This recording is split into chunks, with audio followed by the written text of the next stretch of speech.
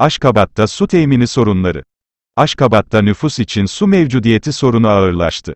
Konut binalarında, su temini geceleri kapatılır, gündüz sağlanan suyun basınç seviyesi son derece düşüktür.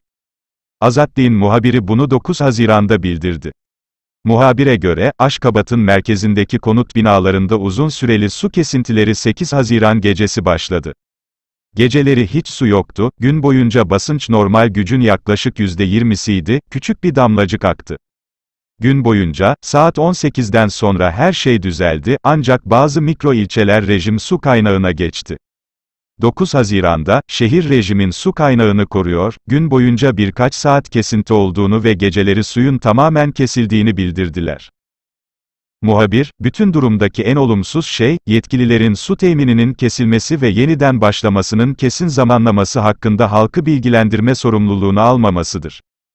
Zamanınız yok veya gelecekteki kullanım için su stoklayamıyorsunuz.